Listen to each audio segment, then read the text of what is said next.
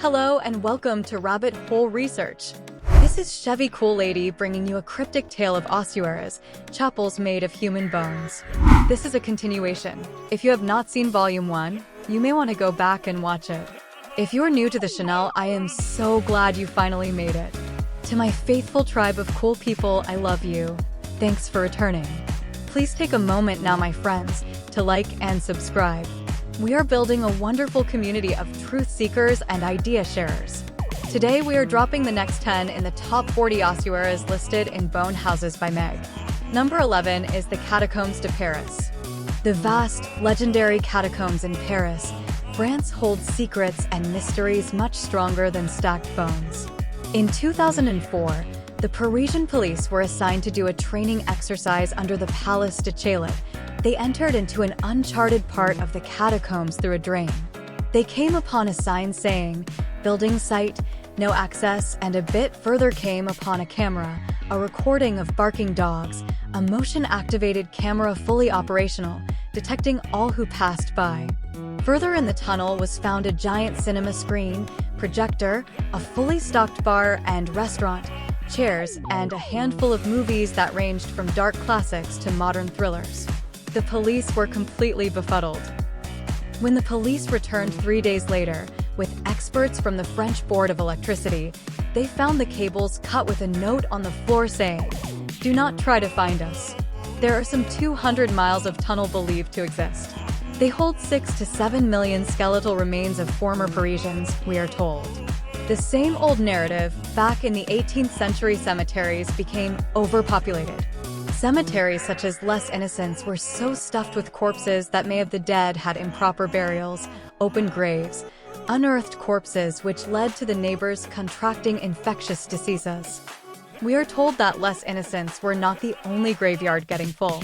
They all were, and discreetly the nuns and monks carried the old bones to the catacombs. Does this sound even remotely possible to you? Me either. This is absurd, but let us continue. Yes, Queen! All this happened between 1787 and 1814. Great job, little monks. Basically, they have no idea what all is contained in the massive labyrinth of tunnels. After the discovery, the tunnels were closed for a brief time, they amped up security, and due to some thefts of skulls, now check bags. Number 12 on the hit list is the Church of Ursula in Cologne, Germany. This is interesting, guys. It is filled with the bones of hundreds of virgins martyred, or so they say. It also is covered with Freemason symbols, starting with the black and white checked floor and 2 pillars by the altar. Let's take a deeper look at this ossuary. It looks like a place designated for rituals, if you ask me. The backstory involves a Roman British princess who, in the 300s, decided to go on a pilgrimage. She packed an incredibly large vessel with 11,000, check the number, of her best friends, all virgin lasses, and headed to Rome. Miraculously, her ship sailed there by a holy gust of wind in only 1 day. Unfortunately, they stopped in Cologne, where they were captured by those nasty Huns who promptly beheaded the gals and shot the princess. The church on site had to expand to accommodate the newly martyred virginal bones. They stored them in what is known as the Golden Chamber. It is a massive reliquary filled with bones arranged in complex patterns that you can visit today. Well, that's a believable story, not? The Chapel of Skulls in Poland is decorated with thousands of skulls, with another 21,000 skeletons just below. Well, looky here. Right on the outside of the chapel is the one-eye sign. I guess the Freemasons made it here, too.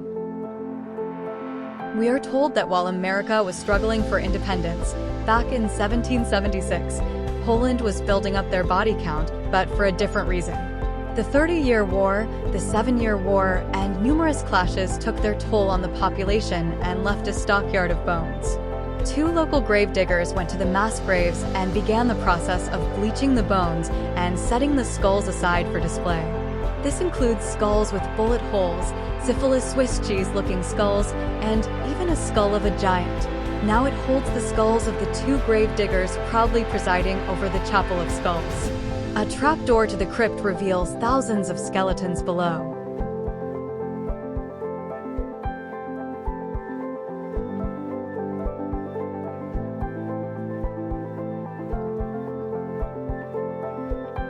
Number 16 brings us to the Fontanelle Cemetery Caves in Italy. This cemetery is permanently closed.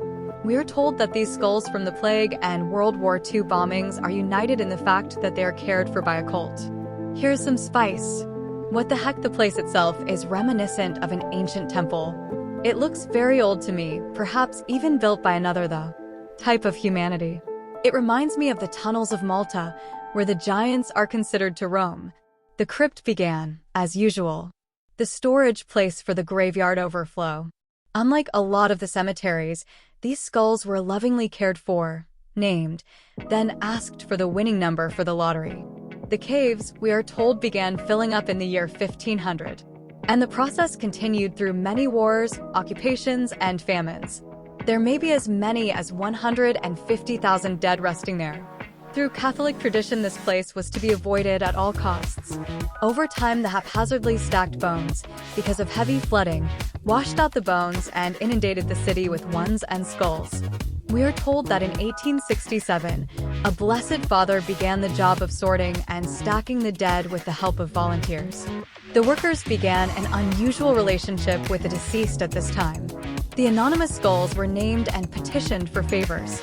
Often scraps of paper with written requests were placed in the eye sockets of the skulls. They became known as the cult of the dead. To this day, they are a Napoleon subculture. Many skulls were placed in wooden boxes as a lucky charm or an oracle. This is known as a place for black magic and illicit sex.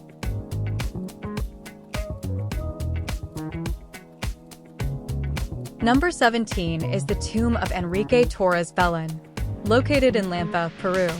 This is a Peruvian silo lined with hanging human skeletons and hundreds of skulls, is topped with a remarkable Michelangelo replica. The ossuary sits behind a colossal church called Iglesia Santiago Apostle, and turns out to be quite a freaky place. Number 18 brings us to Wamba, Spain, home of the Wamba Ossuary. This is one of Spain's largest ossuaries. Deep within the vaults of Santa Maria Church is home to thousands of skeletons of the villagers and clergy. It holds about 3,000 skulls, set in a jumbled array of bones. Deposit.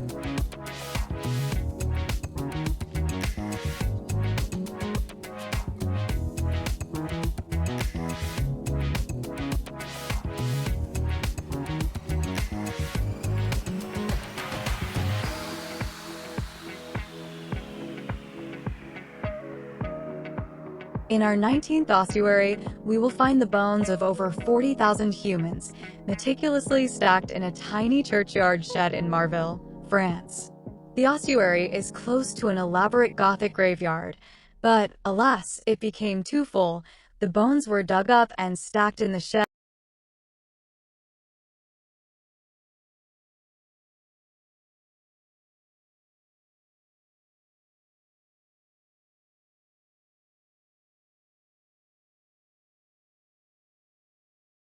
The last ossuary in Part 2 is the Convento de San Francisco in Lima, Peru.